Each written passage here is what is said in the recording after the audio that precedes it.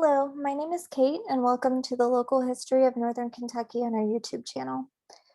Today, we're going to be taking a look back at our baseball history with photos of the Cincinnati Reds from the library's Faces and Places database. Many of the photos that we have in Faces and Places are from the Kentucky Post photo collection. However, we also have many other great collections of photos, and the one on the left is from our Lawrence Brand collection. This is a picture of Crossley Field taken about 1958. And the photo on the right is of the Crossley Field scoreboard.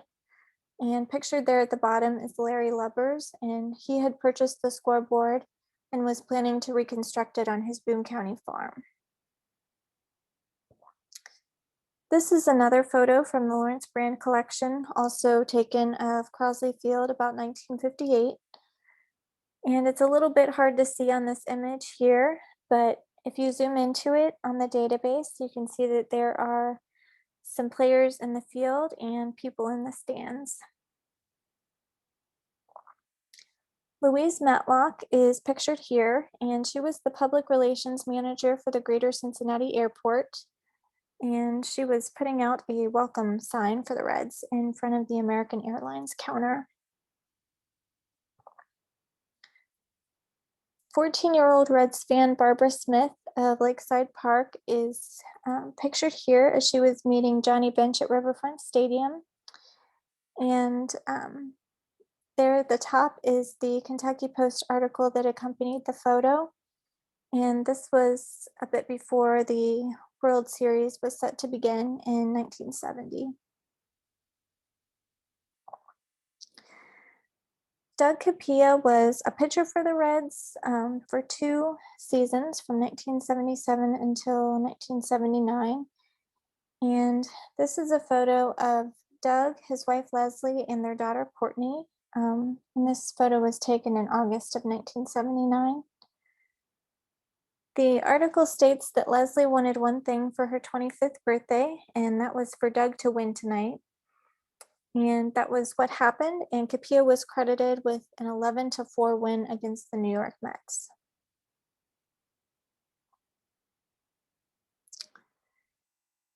Here, smiling fans are headed across the Roebling Bridge to the opening day game on April 5th, 1979.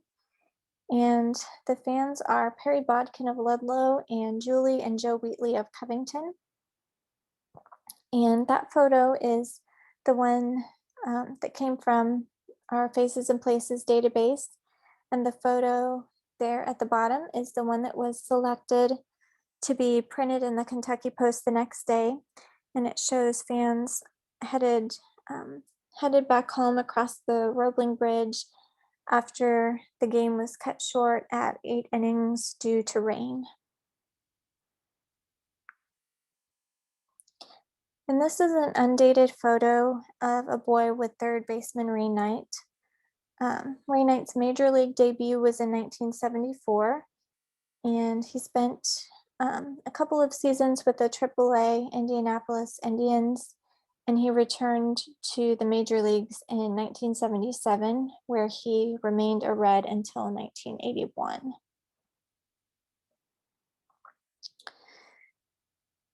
The crowd of fans standing here in this photo were waiting for World Series tickets, and this was printed in the Kentucky Post October 7th, 1970. And the title of the article as it appeared in the paper was Flavor of Kentucky Spices Line for Series Tickets. One of the people that was waiting in line that day was Ray Bridewell of Newport, and he had waited in line for over 4 hours to try to get tickets. And quoting the article, blankets, radios, card games, and the questioning reporter helped pass the time. And as the reporter moved through the line, they asked who was from Kentucky. And as they did this, a little girl stepped up. "I'm from Kentucky," she exclaimed with pride as she extended a box of the Colonel's fried chicken to the reporter. "Want a leg?" she asked. Manager Sparky Anderson is pictured here with Anna O'Hara and Vicki Bradshaw. And a couple of fans are headed to the opening day game at Riverfront Stadium in April of 1982. And the caption that was on this photo was that fans looked more like they were headed for a Bengals game rather than an opening day game due to the very chilly weather. And fans sported blankets and heavy clothing to this game. On the field are umpire Randy Marsh and catcher Mike O'Berry at Riverfront Stadium. And Mike O'Berry was a catcher for the Reds from 1981 to 1982. Randy Marsh is again pictured in this photo, as well as umpire Jerry Crawford at Riverfront Stadium. And Randy Marsh was born here in Covington, and he was a graduate of Holmes High School, as well as the University of Kentucky. And currently he's the MLB's Director of Major League Umpires. On the left are Covington commissioners, and they're pictured with Northern Kentucky singer Nancy Jordan, and they were waiting for the events to begin on Covington night at Riverfront Stadium. And at the right are the photos as they appeared in the Kentucky Post. And at the bottom is a photo of Dickie Beale, who was a columnist for the Post and a former UK basketball star. And he threw out the first pitch that night. And the Holmes High School marching band also played prior to the game.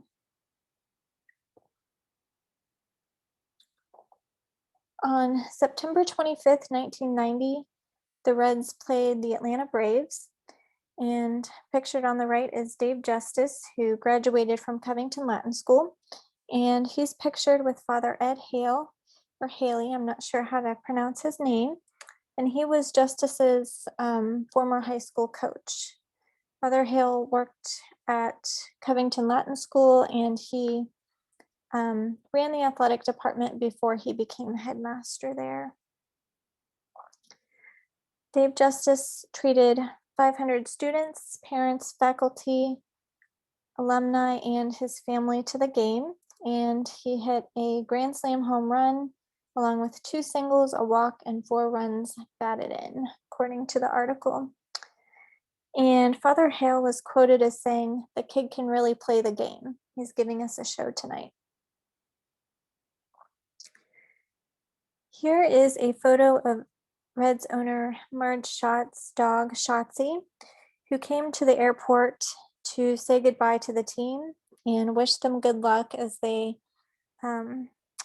were headed away for the 1990 World Series.